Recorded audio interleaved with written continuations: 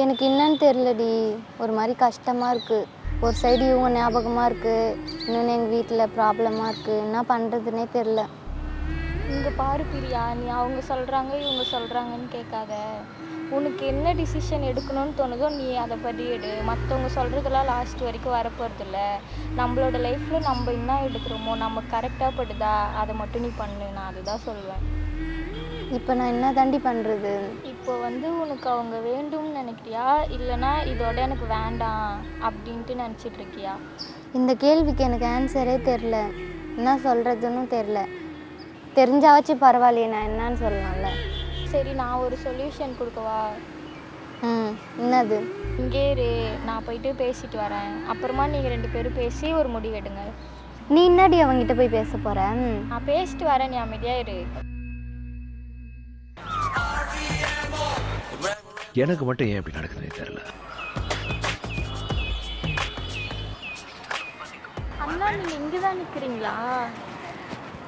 யாரும்மா நீ? நான் பிரியாவோட ஃப்ரெண்டு தான். கடவுளே, என் வாழ்க்கையில் எவ்வளோ பிரச்சனை வந்திருக்கு. இது வரைக்கும் நான் அவன்கிட்ட சொன்னது கூட கிடையாது. ஆனால் இன்றைக்கி நான் நிற்கிறேன்னா அதுக்கு காரணம் நான் அவ்வளோ மன உளைச்சலுக்கு ஆளாயிட்டேன். அவளே ரொம்ப ஒரு மாதிரி டிப்ரெஸ்டாக இருக்கா. அவங்க வீடா இல்லை நீங்களான்ற முடிவு எடுத்துன்னு என்ன முடிவு எடுக்கிறதுனே தெரியாமல் ஒரு குழப்பத்தில் இருக்கா இப்போ வீட்டில். எனக்கு பெருசாக பங்களா, காரு, பணம்ன்ட்டு வாழணும்னா ஆசை இல்லை. நான் வாழ்கிற ஒரு வாழ்க்கை எனக்கு பிடிச்சவங்களோட சந்தோஷமாக வாழணும். இப்போ நீங்கள் என்ன முடிவு எடுத்திருக்கீங்க அதில்? இப்போ அவள் உங்களுக்கு வேணுமா இல்லை வேணாமா? நீங்கள் அவளை லவ் பண்ணி கல்யாணம் பண்ண போகிறீங்களா, இல்லை எந்த முடிவில் இருக்கீங்க இப்போ நீங்கள்? நான் இவ்வளோ தானே உன்கிட்ட கேட்குறேன், என்னை ஏன் இவ்வளோ சோதிக்கிற? கடைசியாக உன் காலடியிலே நிற்கிறேன். இன்றைக்கி எனக்கு ஒரு முடிவு தெரிஞ்சாகணும். என்னண்ணா நீங்கள் இப்படி யோசிக்கிறீங்க? இந்நேரம் அவளை உண்மையாக லவ் பண்ணியிருந்தா நீங்கள் எப்படியோ சொல்லியிருக்கலாம்ல இந்நேரம். அப்படி இல்லைம்மா, நான் உண்மையாக தான் லவ் பண்ணுறேன். எல்லா பிரச்சனையும் ஃபேஸ் பண்ணி கொண்டு போகிறதுக்குள்ளே தூரமாக இருந்து லவ் பண்ணும்போது வர்ற சண்டைக்கு காரணம் அந்த தூரம் மட்டும்தான். இன்றைக்கி நான் அவன்கிட்ட பேச போகிறேன். என் வாழ்க்கைக்கு இது சரியானதா இல்லை தவறானதான்னு தெரியல. அதெல்லாம் நான் உங்களை கேட்க வரலண்ணா. நீங்கள் அவளை லவ் பண்ணுறீங்களா இல்லையா? பண்ணுறீங்களா? அது ஏன் சீரியஸாக சொல்ல மாட்டீங்க? ஏதோ பண்ணுறேன் அப்படின்ற கடமைக்கோசம் சொல்கிறீங்க. அப்படி இல்லைம்மா, நான் லவ் பண்ணுறேன். நான் உன்னை நம்பி தான் இன்றைக்கி வந்திருக்கேன். எனக்கு சரியான ஒரு முடிவு கொடு.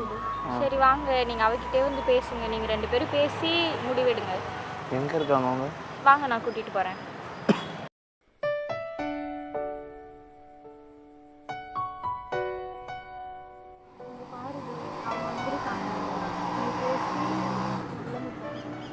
ஏதோ அவசரப்பட்டு பேசாங்க. சரியா? சரி.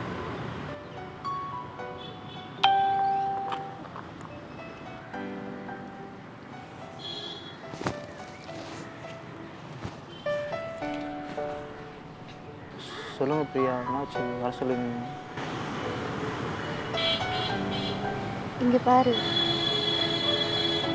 என்னை என்ன பண்ணுறது தெரில. ஒன்றையும் விட்டு கொடுக்க முடியல, எங்கள் ஃபேமிலியை விட்டு கொடுக்க முடியல.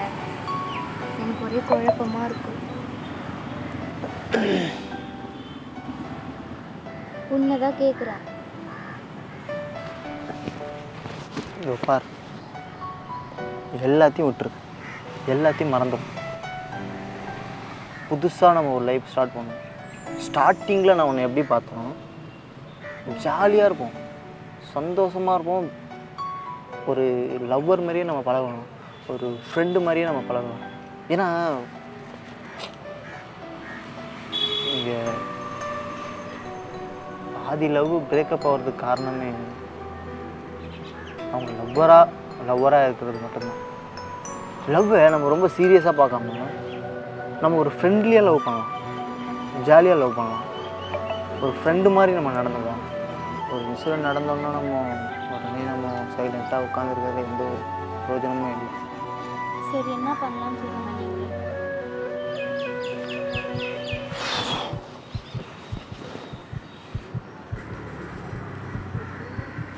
உங்களை தான் என்ன கழட்டி விட்டு போயிடலன்னு பார்க்குறியா பாதியிலே? பிரியா, நான் கழட்டி விட்டு போனால் நான் இவ்வளோ தூரம் வந்திருக்கவே மாட்டேன். அப்போ எனக்காக வந்தியா? உனக்காகவும் வரல. இப்போ வேற யாருக்கு? இல்லை உனக்காக தான் வந்தேன். ஏன்னு தெரில, வந்த உடனே எனக்கு ஒரு மாதிரி ஒரு பதட்டமாகவே இருந்துச்சு. ஆனால் உன்னை பார்த்தோன்னே எனக்கு இதுவே போயிடுச்சு பிரியா. ஒரு எனர்ஜியாக இருக்குது.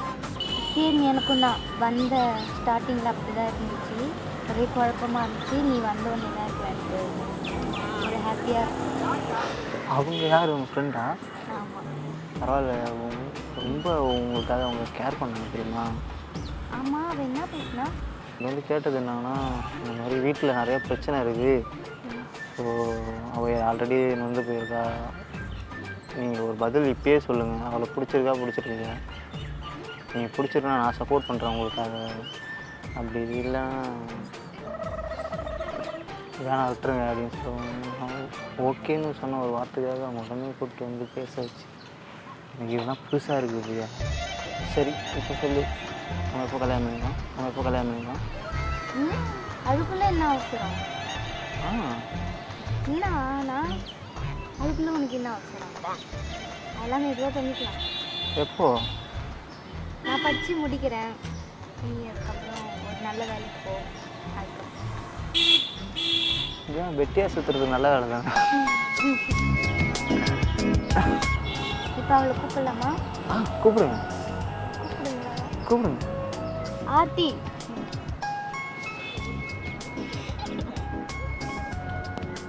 முன்னாடி பேசி முடி வச்சுட்டிங்களா? ஒரே சிரிப்பாக இருக்குது ஃபேஸ்ஃபுல்லாக.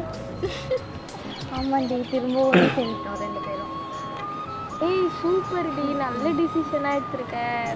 அண்ணா வாழ்த்துக்கள். அது நல்லா பார்த்துக்கோங்க. சின்ன சின்ன விஷயத்துக்கு கோவப்படுவா, அவ்வளோதான். அதெல்லாம் பார்த்துக்கோங்க, அதெல்லாம் ஒன்றும் பிரச்சனை. நீங்கள் சொல்லிட்டீங்களே. ஆனால் அவங்க உண்மையிலே நீங்கள் அவங்களை மிஸ் பண்ணக்கூடாதுங்க. ஏன்னா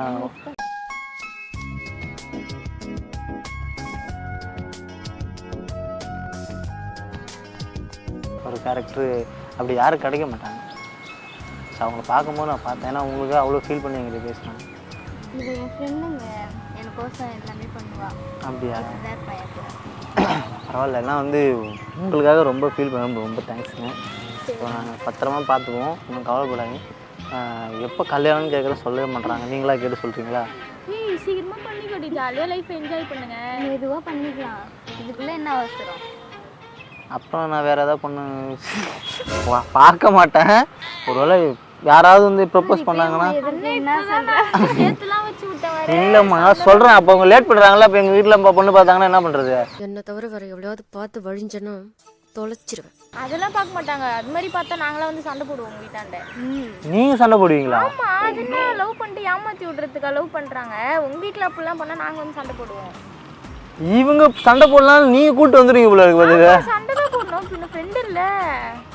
அப்படியே ஒரு பையன் ஏமாத்திட்டு போயிட்டா என்ன பண்றது? வந்து கேட்கதான் செய்வாங்க வீட்டுல இருந்து. அப்படியெல்லாம் பண்ண மாட்டாங்க. ஏங்க வீட்டுக்கிட்ட வந்துடுவாங்க திடீர்னு. நாங்க வருவோம். நீங்க உண்மையா தானே லவ் பண்றீங்க?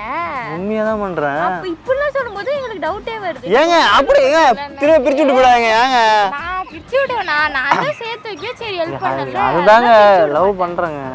அப்புறம் ஏன் அந்த மாதிரி சொல்ற? இல்லை அப்படிலாம் இல்லை, சும்மா வீட்டில் பார்ப்பாங்கல்ல, அதனால யாரும் வரவேன்னு சொல்லிடுறேன். யாரையும் வரவேன்னு கல்யாணம் நான் வந்து சொல்றேன். வந்து பேசுறேன் உங்க அம்மா கிட்ட. அப்படியா? எங்க அம்மாலாம் கொஞ்சம் கோவக்காரங்க. அதெல்லாம் நாங்க பாத்துக்கிறோம். கோவம் இருந்தாலும் நம்ம பேசுறது தான் இருக்கு. கோவம்லாம் இது பண்றது. இவங்க அம்மாவே இவ்வளவு கோவப்படுவாங்க தெரியுமா? அவங்களாம் நாங்க சமாளிக்கல எல்லா விஷயத்துக்கும். அந்த மாதிரி தான் எல்லாரையும் பேசியே கரெக்ட் பண்ணுவீங்க. ஆமா, நான் சிரிச்சே கரெக்ட் பண்ணுவேன்.